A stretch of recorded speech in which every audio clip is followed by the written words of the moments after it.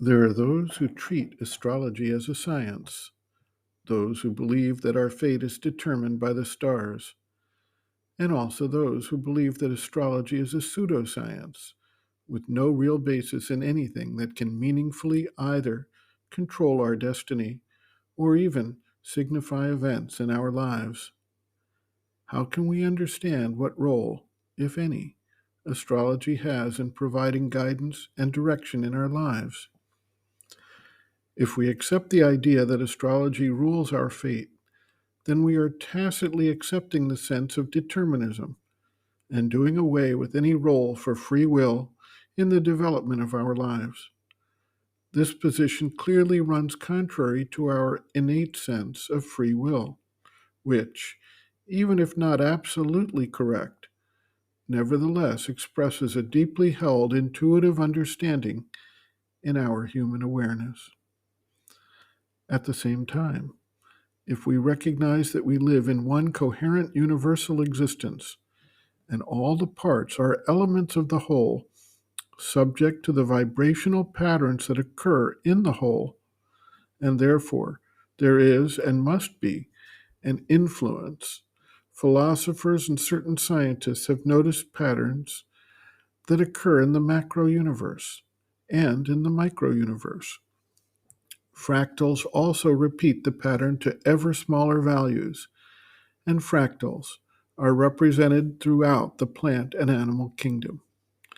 Clearly, the sense of as above, so below has some real and serious meaning in the world. This does not mean that we can correctly interpret every perceived correspondence, but in the main, large patterns are able to express and signify for us the influence of forces that work at the universal level and impact individual lives. We then come to the question of free will and the ability to change the pattern at the individual level despite the universal influence that may be active. Sri Aurobindo discusses this point at some length. Sri Aurobindo notes, quote, "Many astrological predictions come true, quite a mass of them, if one takes all together. But it does not follow that the stars rule our destiny. The stars merely record a destiny that has been already formed. They are a hieroglyph, not a force. Or, if their action constitutes a force, it is a transmitting energy, not an originating power. Someone is there who is determined, or something is there which is fate, let us say. The stars are only indicators. The astrologers themselves say that there are two forces, Daiva and Purusakara, fate and individual energy. And the individual energy can modify and even frustrate fate.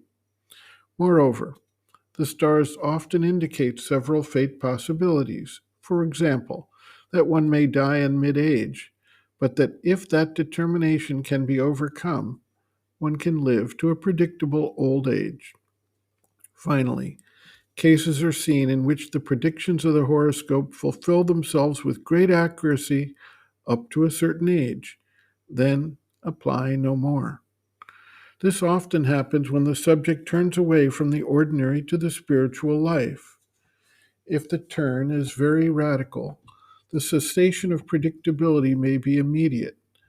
Otherwise, certain results may still last on for a time, but there is no longer the same inevitability. This would seem to show that there is or can be a higher power or higher plane or higher source of spiritual destiny which can, if its hour has come, override the lower power, lower plane, or lower source of vital and material fate of which the stars are indicators. I say vital because character can also be indicated from the horoscope much more completely and satisfactorily than the events of the life.